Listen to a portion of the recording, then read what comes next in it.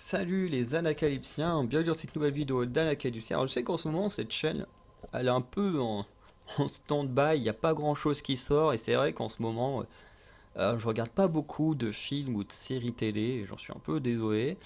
Parce que je sais que quand il y a des séries télé, ça me permet de voilà, pouvoir vous diffuser des choses et tout, c'est très cool. Et je sais que j'ai déjà des séries télé un peu en retard parmi mon programme, que je vais rattraper et que je publierai quand même, hein. Mais c'est vrai qu'en ce moment, je suis en train de me refaire. Je me suis refait quasiment tout Futurama parce qu'il me reste plus qu'une saison et après j'ai fini. Et c'est vrai que pour l'instant, à part Futurama qui me fait du bien, je regarde rien d'autre. Et, euh, et voilà, au moins une fois que Futurama sera fini, je pourrai reprendre un petit peu d'autres choses. Voilà, donc c'était un peu l'explication de pourquoi il y avait un peu moins de vidéos. Et du coup, aujourd'hui, on va parler des Gardiens de la Galaxie 3 parce que j'ai été le voir au cinéma jeudi, donc dès le lendemain de sa sortie, parce que voilà, je pouvais pas attendre. Voilà, parce que les Gardiens de la Galaxie, c'est en gros ma série de films préférée du MCU, tout simplement. C'est-à-dire qu'en comics, c'est ma deuxième team préférée après les X-Men. En film, c'est mon équipe préférée parce que les X-Men en film, c'est vraiment pas top. Voilà.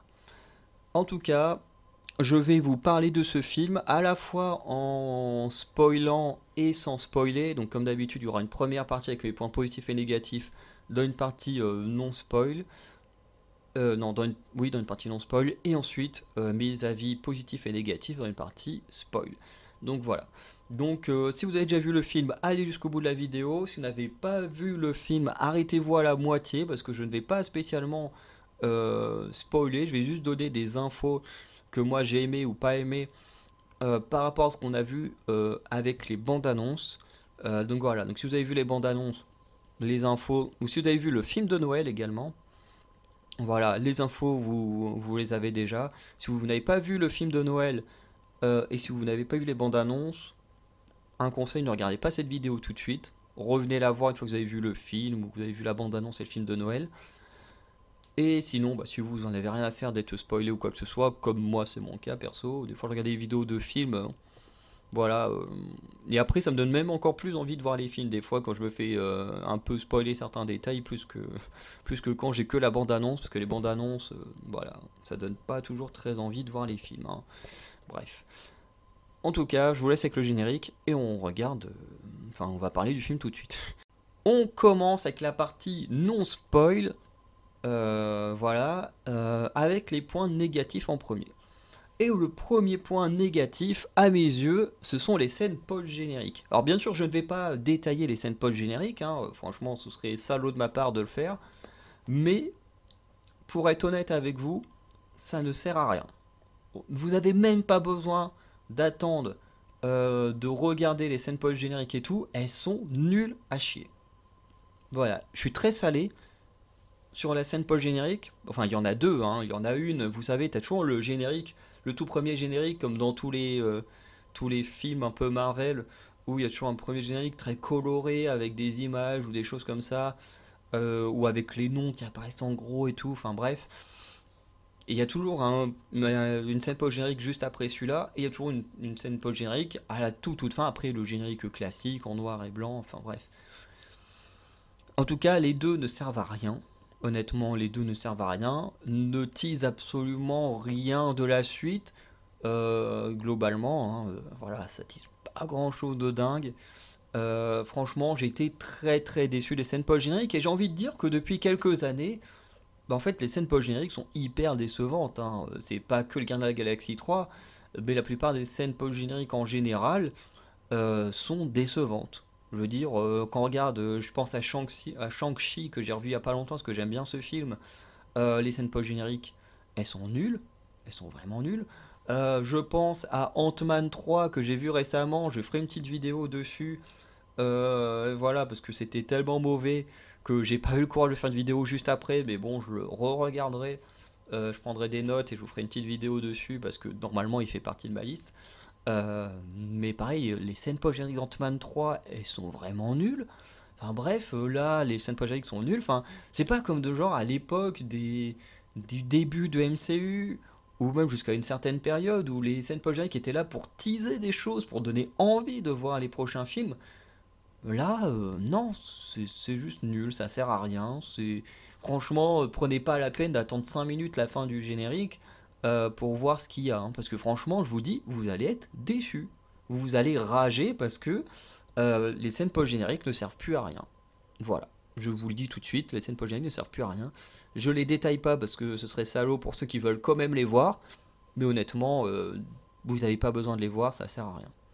Deuxième point négatif, alors qui est peut-être un point négatif hein, récurrent des films Marvel pour beaucoup, pour moi c'était pas forcément un point négatif jusque-là, et même encore là, hein, honnêtement, parce que je vais parler des blagues, parce que les blagues, hein, il y en a beaucoup trop dans les films Marvel, mais jusque-là pour moi c'était pas non plus dérangeant. Je veux dire, là, même dans ce film, il y a des moments où les blagues m'ont fait rire. Hein, honnêtement, je vais pas faire le gros con réac qui est là en mode oui, il y a trop de blagues, faut arrêter les blagues chez Marvel. Non, pour moi, faut pas non plus arrêter les blagues. Je veux dire, dans ce film, il y a des blagues qui ont marché, qui m'ont beaucoup fait rire. Honnêtement, voilà, je vais pas être médisant là-dessus. Je veux dire, il y a des moments où, genre, surtout autour de Drax où il sort des trucs, ça m'a fait rire. Voilà, je suis honnête, hein, il y a des trucs, quand il les sort, ça m'a fait rire. Je me suis dit, putain, mais les blagues là, elles fonctionnent bien. Et après, il y a d'autres blagues où j'ai trouvé que c'était un peu trop. Voilà, il y a eu une blague qui était un peu pipi caca. Je me suis dit, celle-là, non, non, on n'en a pas besoin. Il y a eu des blagues, voilà, qui m'ont pas fait rire. Et voilà, et c'est un peu le problème, c'est que le MCU est trop basé sur l'humour et que bah, des fois il y a des blagues qui fonctionnent. Chez Gardiens de la Galaxie, il y a beaucoup de blagues qui fonctionnent et il y en a qui fonctionnent pas. Et je veux dire, quand tu vois ce film, en fait c'est un peu bizarre parce que tu as des scènes ultra matures, ultra fou. Tu dis putain, un enfant il peut pas trop voir certaines scènes, ou du moins il les comprendrait pas forcément, surtout un enfant très très jeune. Hein. Euh, et en même temps, t'as une blague, hein, franchement je vais la dire, hein, mais comment il s'appelle, sur Drax, hein, qu'à un moment il parle de métaphore et qui est clairement en train de dire bah tiens, quand je suis en train de chier, mon caca il a telle forme donc c'est une métaphore. Vraiment, il y a cette blague là dans le film. Et je me suis dit mais pourquoi d'un côté on a des scènes hyper dark, hyper matures, et à côté de ça t'as une blague sur le caca de Drax. Pourquoi? Je veux dire, c'est nul. C'est nul. Enfin bref, voilà. Il y a des problèmes avec les blagues. Il y a des blagues qui fonctionnent très bien, qui sont vraiment très drôles. Et il y a des blagues qui sont vraiment juste à chier et qui ont rien à foutre là. Bref. Dernier mauvais point dans cette partie non spoil, c'est l'utilisation de Cosmo. Alors je ne vais pas parler du changement de sexe de Cosmo. Parce que oui, bien que ce soit un chien, ils ont changé son sexe dans le film. Voilà, normalement Cosmo c'est un chien mâle qui est devenu un chien femelle. Bon, j'en ai un peu rien à foutre, hein, voilà. Moi je me dis dans le pire des cas, le Cosmo que j'aime bien dans les comics, il est très bien dans les comics, hein. Et même là, il est plutôt pas trop mal. Mais en fait, ce qui m'a dérangé, c'est qu'en fait Cosmo, dans ce film, ne sert qu'à faire rire. Plus ou moins, hein, il a quand même d'autres choses dans le film, mais quasiment tout le long du film, c'est juste la répétition d'une même blague. Et c'est hyper chiant. Parce que Cosmo, bien que ce soit qu'un chien, c'est un personnage qui est hyper intéressant dans les comics, voilà, et qui là, non. Non, là, les trois quarts des scènes de Cosmo, c'est juste la répétition de la même blague, et ça me fait chier. Et ça me fait chier parce que le perso est très cool, et que là, il est juste utilisé pour répéter tout le temps la même blague. Et voilà. Et c'est dommage parce que c'est un perso très cool. Bon. Après, c'est pas hyper grave, le perso est pas là hyper longtemps non plus. Mais voilà. En tout cas, je sais que certains enfin, vont critiquer Cosmo parce que c'est devenu une femelle au lieu d'être resté un mâle. Surtout qu'ils ont gardé le nom Cosmo, qui est quand même un mot qui fait plus masculin que féminin. Mais bon, ça, à la limite, on s'en fout. Mais c'est sûr que des gens vont critiquer le fait que le chien soit devenu une chienne. Moi, honnêtement, ça, je m'en fous. Maintenant, on est un peu habitué. Et je me dis, tant que ça détruit pas entièrement le personnage, je trouve pas ça très grave, parce que certes, Cosmo a changé de sexe, mais l'essence du personnage est toujours là. Il a toujours ses pouvoirs de télépathe et télékinésie. Enfin, même là, il a. Enfin, ouais, surtout télékinésie. Et voilà. Je me dis, voilà, l'essence du perso est toujours là. Donc en soi, que c'est devenu masculin, féminin, on s'en fout un peu. Le design, c'est toujours le même. Voilà, c'est juste que là, il a une voix de femme ou il va avoir une voix d'homme. Bon, voilà, ça change pas grand-chose. Mais moi, ce qui me dérange, c'est le fait qu'il soit juste là pour un gag, alors que le perso peut être beaucoup plus intéressant et faire des trucs beaucoup plus cool. Voilà. On passe donc au point positif de cette partie non spoil. C'est donc en premier la musique. La musique est géniale, hein. En même temps, les Gardiens de la Galaxie font clairement partie des films qui ont eu des meilleures bandes originales. Enfin, il y a encore bande originale, c'est un peu gros de le dire, hein, mais voilà, bande son. Euh, Parce que les musiques sont vraiment très cool. Alors, je préfère quand même les musiques des Gardiens de la Galaxie 2. Je trouve que c'est quand même ma préférée en termes de musique. Le 1, il y a des bonnes chansons. Le 3, il faudrait que je réécoute l'album lié au film pour me refaire une idée. Parce que bah là, en même temps, j'ai vu le film il y a 2 jours au moment où j'enregistre. Donc c'est quand même un peu difficile sur le coup de vraiment pouvoir exprimer si les musiques sont moins bonnes ou pas. Mais en tout cas, je me souviens qu'il y a eu des très bonnes musiques, des très bonnes choses. On a une chanson du 1 qui revient dans le 3 pour un peu conclure la boucle et tout, c'est vraiment très cool. Mais voilà, les musiques, en tout cas, comme d'habitude chez les Gardes de la Galaxie, c'est vraiment génial. En deuxième bon point, j'ai envie de parler des scènes d'action. Alors, je vais pas forcément les spoiler ou quoi que ce soit, mais je trouve qu'elles sont très cool. Dans le sens où les scènes d'action, en général, dans le cinéma américain, c'est vraiment de la daube.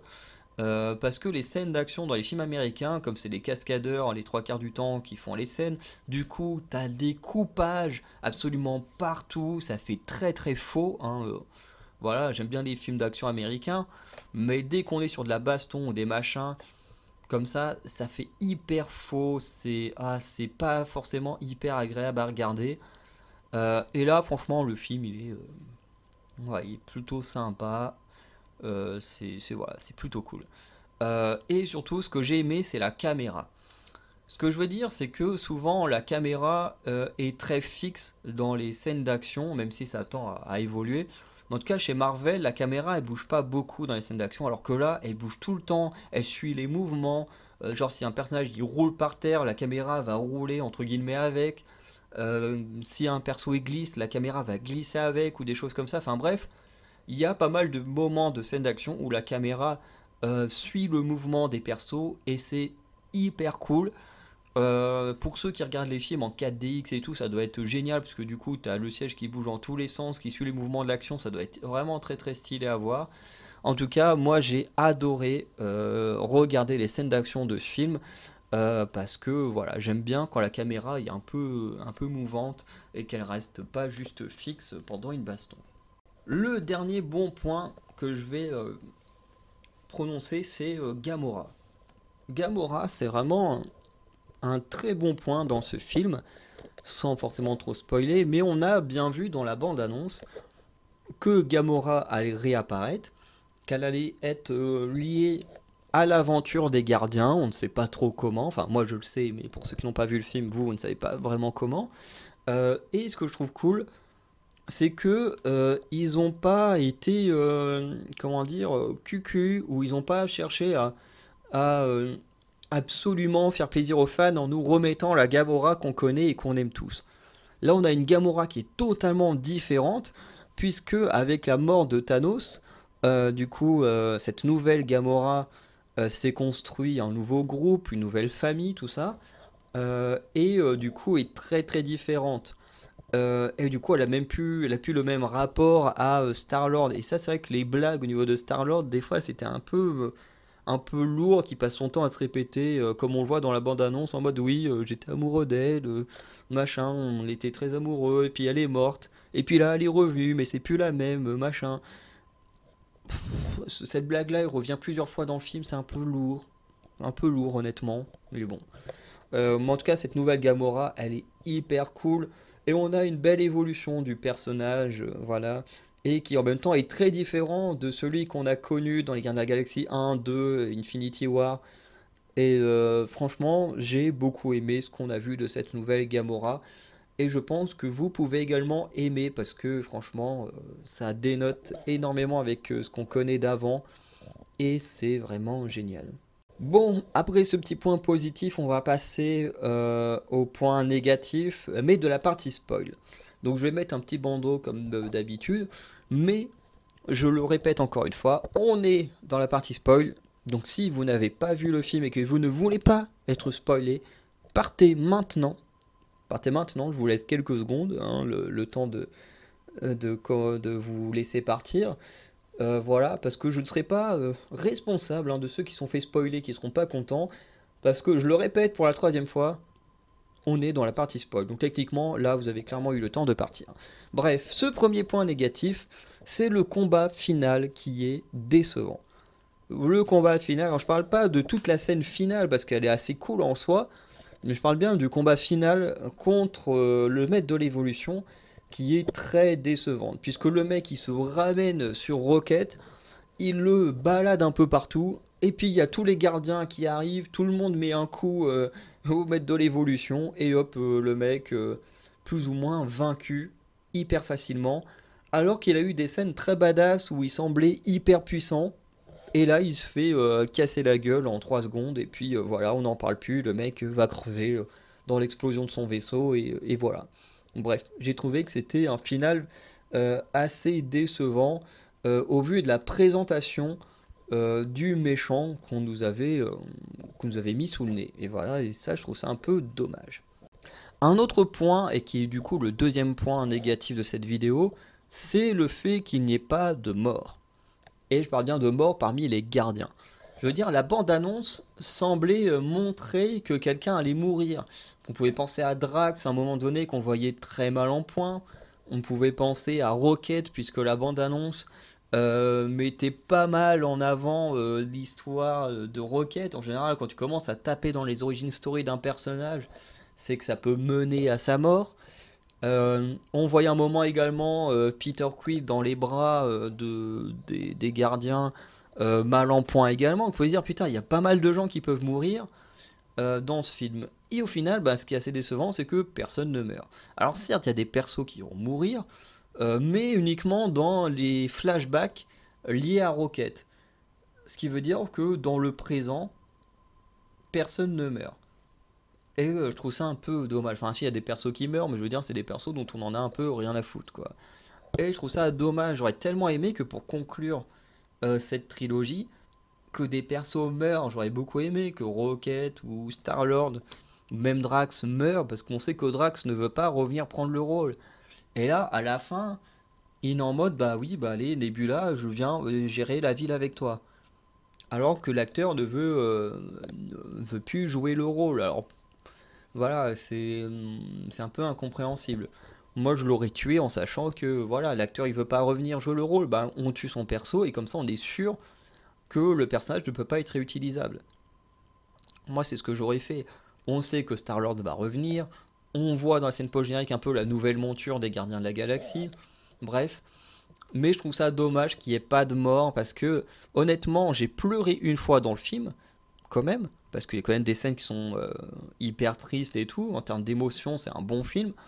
Mais j'aurais trouvé que tuer un ou deux des gardiens aurait rendu la chose encore plus. Aurait mis encore plus d'émotion dans le film. Et je trouve que ça aurait été encore mieux. Mais malheureusement, on n'a pas eu ces choses-là. On passe maintenant au bon point de cette partie spoil. Et le premier, c'est Adam Warlock. Adam Warlock, c'est un personnage qui, comme dans le dessin animé, hein, alors c'est pas la même histoire, mais dans le dessin animé des Gardiens de la Galaxie, je me souviens qu'il était arrivé d'abord en tant qu'adversaire des Gardiens. Et là, c'est un peu pareil, il apparaît en tant qu'adversaire puisqu'on apprend que les souverains ont été créés par le maître de l'évolution, et du coup que Adam Warlock doit récupérer Rocket pour le maître de l'évolution, et surtout pour sauver son peuple. Et du coup, Adam Warlock va arriver sur Nowhere. Sur Nowhere, il va défoncer tout le monde, plus ou moins. Et bon, il va quand même se faire battre. Et voilà. Et à plusieurs reprises, il va réapparaître, hein, pour essayer de sauver son peuple. Et du coup, de kidnapper Rocket. Et franchement, j'ai vu des gens un peu critiquer en mode ouais, Adam Warlock, un peu mal utilisé et tout. Sauf que comme c'est précisé dans le film, Adam Warlock, ce n'est qu'un bébé, dans le sens où le mec il est né il y a extrêmement peu de temps. Le mec il vient juste d'être sorti de son cocon, il ne connaît rien à la vie, il n'a pas encore eu le temps d'avoir d'éducation, c'est même une chose que sa mère met en avant dans le truc, c'est que voilà, il a été sorti du cocon trop tôt, il n'a pas eu le temps d'être éduqué comme il faut, parce que voilà, il vient d'être mis au monde plus ou moins. Donc, faut laisser le temps à Adam Warlock de vivre, d'apprendre à vivre, et surtout ben, du coup, de pouvoir montrer ce qu'il vaut, parce que en termes de puissance, on sait très bien euh, que, euh, que ça va donner quelque chose de fou. Parce que, comme on l'a vu, il a une puissance de dingue, hein. Quand il a affronté les gardiens, il a été capable de mettre à mal tous les gardiens. Donc on sait qu'il a une puissance de dingue, mais il faut qu'il apprenne à s'entraîner, à s'améliorer.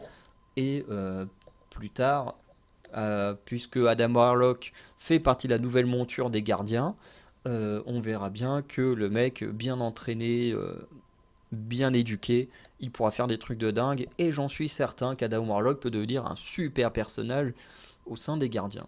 Autre personnage que j'ai envie de parler dans les bons points, c'est le maître de l'évolution. Bien que je disais que sa fin était très décevante, j'ai trouvé le personnage génial. Parce que il est vraiment très cool, il est plus ou moins sadique, mais...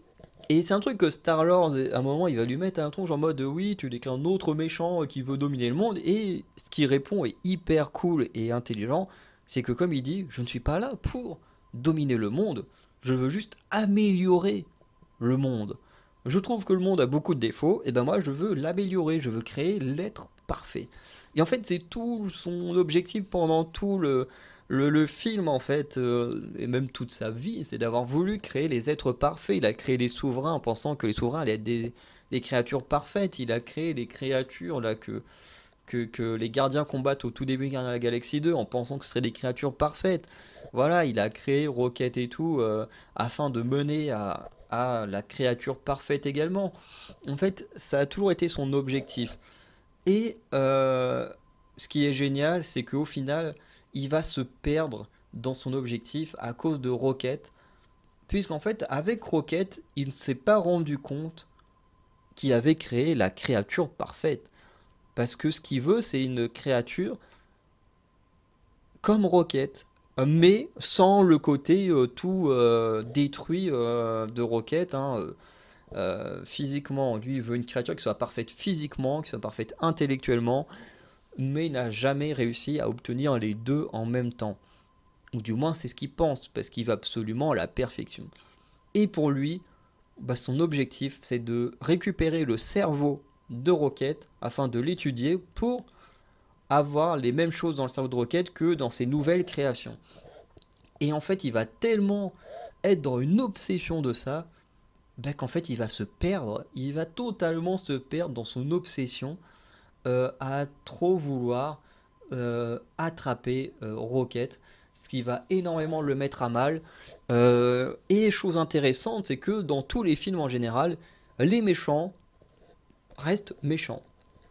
Alors que là, ben, les mecs vont, son propre peuple va se retourner contre lui à un moment donné, dans une scène hyper badass. Franchement, la scène juste après qu'il ait tué tout le monde, elle est trop cool. Franchement, c'est une ambiance, tu dis waouh, c'est quoi cette ambiance? Et franchement, le perso est hyper intéressant. Alors certes, il y a un peu de surjeu, je suis totalement d'accord avec ceux qui se plaignent du surjeu. C'est vrai qu'il y a un peu de surjeu, c'est un peu beaucoup, mais honnêtement, ça m'a pas énormément dérangé dans ce film-là. Parce que Les Gardiens de la Galaxie, c'est quand même un film très particulier. Et je trouve que le maître de l'évolution rentre bien dans ce délire des Gardiens de la Galaxie. Donc voilà, moi honnêtement, j'ai beaucoup aimé ce méchant, bien que très déçu de sa fin. Un autre bon point, c'est que chaque gardien a son moment de gloire. On sent que c'est la fin, du coup chacun a son moment de gloire. Voilà, d'un côté, par exemple, on a Drax, qui va sauver la vie de plein d'enfants. On a, comment elle s'appelle déjà, que j'ai Nebula, mais c'est pas elle que je pense. Nebula va faire pas mal de belles choses également, hein. Mais Mantis qui va réussir à prendre le contrôle là, des trois grosses créatures qu'on voit dans la bande-annonce. T'as même Cosmo et, comment il s'appelle, Kraglin qui vont réussir à sauver un peu Nowhere grâce notamment à la flèche et au pouvoir télékinésique de Cosmo. Voilà, Rocket qui va avoir son petit moment face au maître de l'évolution. Même Star-Lord qui a pas mal de petits moments sympas. Enfin bref, tout le monde a son petit moment de gloire, son petit moment un peu badass. Et c'est vraiment cool parce que voilà, ça fait du bien que chacun ait son moment à lui avant la fin de ce film, puisque bah, certains d'entre eux on ne les reverra pas. Donc c'est bien de changer un peu les choses et de mettre tout le monde sur un bon point, un bon piédestal avant de les quitter. Et le dernier bon point de cette vidéo, qui est clairement le chose qui fait que ce film est génial, c'est l'origin story de Rocket. Parce que le principe du film, tout simplement, c'est sauver la vie de Rocket. Parce que dans l'agression de Adam Warlock, en fait, le système de Rocket va être endommagé et il lui reste 48 heures pour vivre. Sauf que bah, pour survivre, ils doivent récupérer une clé qui se trouve dans la tête d'un des hommes du maître de l'évolution. Et du coup, bah, eux, ils veulent sauver la vie de Rocket, et du coup, bah, toutes leurs aventures vont les mener jusqu'à ce sauvetage de Rocket. Voilà, c'est plus ou moins le principe du film. Et du coup, pendant le moment où Rocket est plus ou moins dans le coma, du coup, on a son origin story, donc sa vie enfermée dans une cage, comment il va obtenir son nom de Rocket, comment il va permettre à créer, au maître de l'évolution de créer une créature qui ne soit pas dénuée de haine et de vouloir tout détruire, comment il va perdre tout ce qu'il aime et qui va avoir du mal au début des Gardiens de la Galaxie 1 à s'attacher à des nouvelles personnes, à une nouvelle famille. Dans les Gardiens de la Galaxie 2, on le sent aussi qu'il est attaché à eux mais qu'il veut pas trop le montrer et tout. Et en fait, on découvre toute la personnalité de Rocket, pourquoi il est comme ça à travers ce film, puisque à cause du maître de l'évolution, pour avoir voulu s'évader, du coup, il va perdre les gens qu'il aimait à ce moment-là dans une scène quand même assez terrible. Voilà, il va s'enfuir, il va finir seul. Bon, on n'aura pas la rencontre avec Groot, mais voilà, on sait que après ça, il rencontrera Groot et plus tard les Gardiens de la Galaxie. Mais voilà, en tout cas, j'ai trouvé ça, tout ça était plutôt sympa. C'est hyper triste, c'est hyper émouvant. Le moment où il est sur le point de mourir, où il est dans le monde des morts et qu'il revoit ses amis et tout, enfin, la scène est incroyable. Et c'est sur cette scène-là que j'ai pleuré, franchement, ce moment où il est sur le point de mourir, où il demande à ses amis, à ses anciens amis, et franchement, ça me donne des frissons rien que d'en parler. Où il leur dit voilà, est-ce que maintenant je peux venir avec nous, avec vous, vous rejoindre dans le monde des morts et rester avec vous parce que vous me manquez et tout, globalement. Enfin, waouh, cette scène elle est hyper forte, elle m'a fait, ah ouais, elle m'a fait pleurer, hein. Et franchement, là j'en ai des frissons, c'est horrible. Mais franchement, dans toute l'histoire autour de Rocket, elle est incroyable. À la fin, c'est lui qui devient leader des gardiens, enfin bref. Le personnage de Rocket, il est juste génial. Il a beaucoup fait rire au fil du temps. Et là, dans ce film, il permet de toucher les téléspectateurs. Et franchement, j'ai hâte de revoir ce film. Parce que, bah voilà, c'est juste incroyable. Il fait beaucoup de bien. Et voilà, j'ai rien de plus à dire, hein. Si vous, je sais pas ce que vous avez pensé de cette histoire, mais franchement, je l'ai trouvée juste géniale et hyper émouvante. Moi, ça m'a beaucoup touché. Parce que pour moi, l'amitié, c'est quelque chose d'hyper important. Et du coup, la façon que c'est traité dans ce film, j'ai trouvé ça incroyable. On va maintenant conclure cette vidéo. N'hésitez pas à me dire ce que vous avez pensé de ce film, si vous l'avez aimé ou pas. En tout cas, moi, je l'ai beaucoup aimé. Je crois que j'ai quand même une petite préférence pour les Gardiens de la Galaxie 2 en parlant à chaud quand même. À voir avec le temps ce que j'en penserai du 3.